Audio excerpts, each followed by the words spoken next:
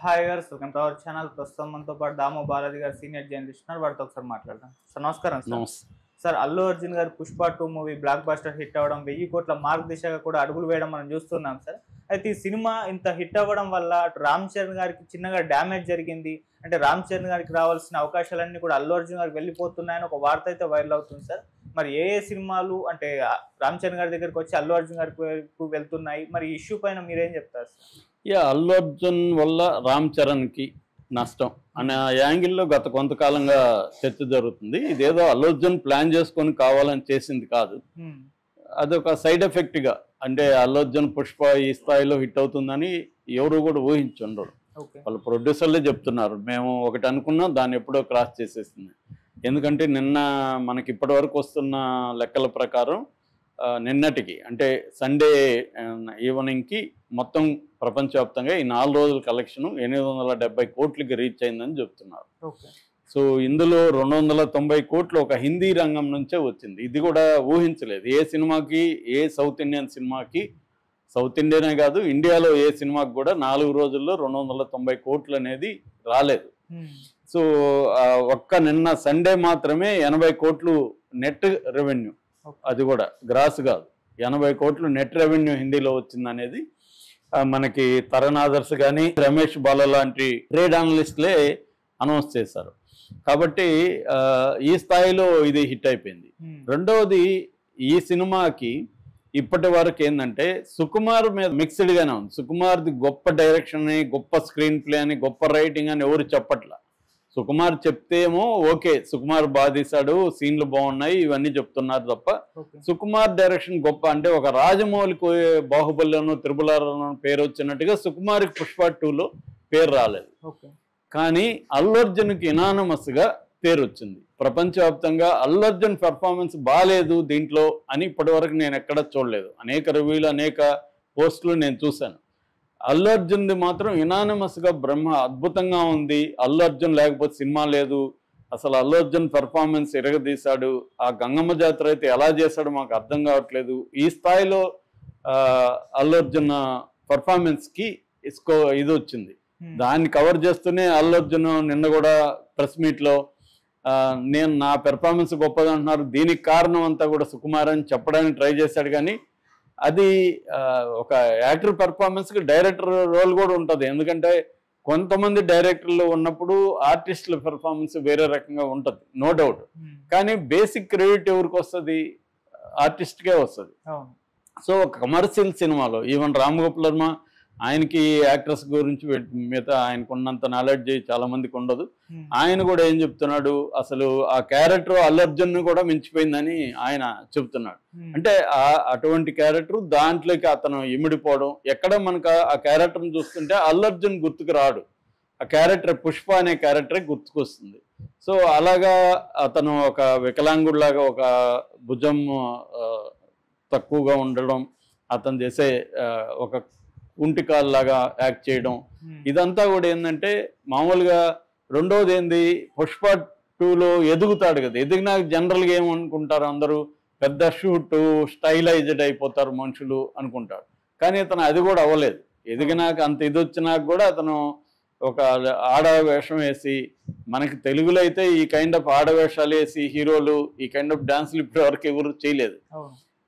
ముఖ్యంగా స్టార్స్ ఎవరు చేయరు ఇలాగా.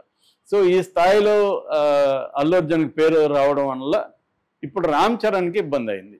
ఎలాగా, రామ్ చరణ్ని చిరంజీవి ఒక గ్లోబల్ స్టార్ లాగా, పాన్ ఇండియా స్టార్ లాగా ఎస్టాబ్లిష్ చేయడం కోసం చాలా ప్లాన్డ్గా చేసుకుంటూ వెళ్తున్నాడు. త్రిపులార్లో కూడా మనం గమనిస్తే జూనియర్ ఎన్టీఆర్కి తక్కువ స్క్రీన్ టైం పెట్టారు, ఇతనికేమో ఫుల్ స్క్రీన్ టైం, ఎక్కువ స్క్రీన్ టైం పెట్టారు. దాంట్లో క్యారెక్టర్లో కూడా అతను గైడ్ చేస్తే జూనియర్ ఎన్టీఆర్ క్యారెక్టర్ అతన్ని ఫాలో అయ్యే క్యారెక్టరే దాంట్లో. కాకపోతే జూనియర్ ఎన్టీఆర్ పెర్ఫార్మెన్స్ వల్ల జూనియర్ ఎన్టీఆర్ పేరు వచ్చి ఉండొచ్చు. కానీ సినిమాలో మనం design of the both characters చూస్తే జూనియర్ ఎన్టీఆర్ కంటే కూడా రామ్ చరణ్ క్యారెక్టర్కే డిజైన్ కానీ, స్క్రీన్ టైం కానీ, డామినేషన్ కానీ అన్నీ కూడా ఆ క్యారెక్టర్కే పెట్టారు ప్లాన్డ్గా.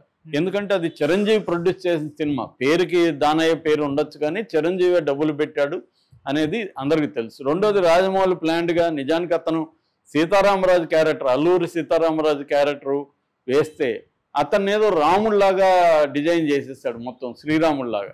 అంటే నార్త్ ఇండియాలో శ్రీరామ కల్ట్ ఎక్కువ ఉంటది కాబట్టి ఆ డిజైన్ చేస్తే వాళ్ళంతా కూడా ఇతను శ్రీరాముడేమో అనుకొని దాన్ని అతన్ని ఓన్ చేసుకున్నారు. సో ఇలాగా ఒక ప్లాన్డ్ గా చిరంజీవి తన కొడుకుని ప్రమోట్ చేయాలి, లార్జర్ దాన్ లైఫ్ లాగా తీసుకెళ్ళాలి అని. అందుకనే నెక్స్ట్ శంకర్ సినిమా కూడా ఎందుకు ఓకే చేశారంటే సౌత్ ఇండియాలో సూపర్ డైరెక్టర్లు ఆయన ఒకరు కాబట్టి శంకర్తో చేసి నెక్స్ట్ హిందీలో ప్లాన్ చేద్దాము నేషనల్ లెవెల్లో. అంటే ప్రభాస్ ఎట్లయితే తన కెరీర్ పాన్ ఇండియా, ఒక తెలుగు సినిమా, ఒక కన్నడ సినిమా, ఒక హిందీ సినిమా ఇలా వెళ్తుందో, అలాగే రామ్ చరణ్ది కూడా ఒక తెలుగు సినిమా, ఒక తమిళ సినిమా, ఒక హిందీ సినిమా ఇలా వెళ్దాము అన్న ప్లాన్లో ఉన్నట్టుగా కనబడుతుంది. అయితే ఇప్పుడు ఏమైంది, హిందీ వాళ్ళకంతా అసలు ఇలా ఇతను కదరా ఉండాలి, మనకి అల్లు అర్జున్ ఉంటే మనకు భలే ఉంటుంది అనుకునే పరిస్థితి వచ్చింది. ఆల్రెడీ మధుర్ భండార్కర్ పెద్ద ట్వీట్ చేశాడు, ఈవెన్ మన సుకుమార్ కూడా ఫోన్ చేసి చెప్పాడు. సో అసలు మెస్మరైజింగ్గా ఉంది ఆ పెర్ఫార్మెన్స్ అని మధుర్ భండార్కర్ అన్నాడు. సంజయ్ లీలా బన్సాలి ఒక ప్రాజెక్ట్ అనుకున్నా అంట రామ్ చరణ్తో చేయాలి, అది మెగా ప్రాజెక్ట్ అవుతుంది, చాలా 400-500 కోట్ల ప్రాజెక్టు అనుకున్నారు. కానీ ఇప్పుడు పుష్ప 2 చూసినాక సంజయ్ లీలా బన్సాలి డైరెక్ట్గా ఫోన్ చేసి నీతో నేను సినిమా చేయాలని ఉందని అన్నాడు. మామూలుగా సంజయ్ లీలా బన్సాల్ అంటేనే హీరోలంతా ఆయన కోసం ట్రై చేస్తుంటారు, ఆయన డైరెక్షన్లో సినిమా చేద్దామని, హీరోలు కానీ హీరోయిన్లు కానీ. అట్లాంటిది ఆయనే ఫోన్ చేసి అల్లు అర్జున్కి నేను నీతో సినిమా చేయాలనుకుంటున్నాను అని చెప్పాడంటే రామ్ చరణ్ ప్రాజెక్టు పక్కకి వెళ్ళిపోయినట్టే అనే వార్త ఇప్పుడు వస్తుంది. ఎందుకంటే ఇప్పుడు మనకి ఇప్పటి వరకు రామ్ చరణ్ సోలోగా ఒక పాన్ ఇండియా ప్రాజెక్ట్ని ఈ స్కేల్లో పుల్ చేయలేదు. అల్లు అర్జున్ మాత్రమే పుల్ చేయగలిగాడు, సోలోగా చేశాడు. అది కూడా డైరెక్షన్ కంటే కూడా తనే సోలోగా చేశాడు. రామ్ చరణ్ RRRలో ఎన్టీఆర్ ఉన్నాడు, రామ్ చరణ్ ఉన్నాడు, వెనకాల మరో సూపర్ స్టార్ మన రాజమౌళి ఉన్నాడు, దాని వెనక బాహుబలి మార్కెటింగ్ ఉంది. సో కానీ దీని వెనక ఆ బాహుబలి మార్కెటింగ్ లేదు, రాజమౌళి లేడు, సుకుమార్ ఎవడికి తెలియదు అక్కడ. కాకపోతే పుష్ప 1 వల్ల కొంతవరకు తెలిసి ఉండొచ్చు, కానీ బాహుబలి మన రాజమౌళి రేంజ్లో సుకుమార్కి పేరు లేదు. సో అవేవి లేకుండా అల్లు అర్జున్ వల్లనే ఇది కావడం అనేది ఇప్పుడు సంజయ్ లీలా బన్సాలి ప్రాజెక్టు రామ్ చరణ్ నుంచి పోయింది అనేది ఒక వార్త వస్తుంది. అట్లాగే తమిళ డైరెక్టర్లు కూడా కొంతమంది ఈ శంకర్ తర్వాత మన కొంత సూపర్ డైరెక్టర్స్ ఎవరైతే ఉన్నారో వీళ్ళు లోకేష్ కనగరాజు లాంటి వాళ్ళు ఒక పాన్ ఇండియా సినిమాని రామ్ చరణ్తో ప్లాన్ చేశారని, అది కూడా వెనకబడిందని, వాళ్ళు కూడా అల్లు అర్జున్ వెనకబడే అవకాశం ఉందని చెప్తున్నారు. ఈ రకంగా ఛాన్సులు అనేవి రామ్ చరణ్ నుంచి అల్లు అర్జున్ లాగేసుకున్నాడు అని వార్తలు వస్తాయి. నిజానికి అల్లు అర్జున్ ఏదో ప్లాన్ చేసుకొని అతనికి ఇవ్వద్దండి నాకు ఇవ్వండి అని ఏమి అడగలేదు, అల్లు అర్జున్కి అవసరం లేదు, అల్లు అర్జున్నే వాళ్ళు వెంటబడుతున్నారు. ఎందుకంటే ఈ కైండ్ ఆఫ్ ఆర్టిస్టు మాకు కావాలి, ఈ కైండ్ ఆఫ్ మార్కెటింగ్ కూడా ఇప్పుడు, ఎందుకంటే అన్ని రికార్డులని బ్రేక్ చేసేసింది. 870 కోట్లు చేయడం 4 రోజులు అనేది మాటలు కాదు. రేపు ఎల్లింట్లో 1000 కోట్ల క్లబ్లోకి వెళ్ళిపోతుంది. ఇది లాంగ్ రన్లో 2000కి వెళ్ళినా ఆశ్చర్యం లేదు. ఏదేమైనా స్పీడ్గా 870 కోట్లని ఇప్పటి వరకు ఏ సినిమా కూడా చేయలేదు. ఆల్రెడీ సింగిల్ డే కలెక్షన్లలో కూడా ఇప్పటి వరకు 4 రోజులు ఎవ్రీ సింగిల్ డే కూడా ఇంకే సినిమా చేయలేదు. టాప్ 10లో నెంబర్ 1లోకి వెళ్ళిపోయింది. దీని తర్వాత జవాన్ ఉంది.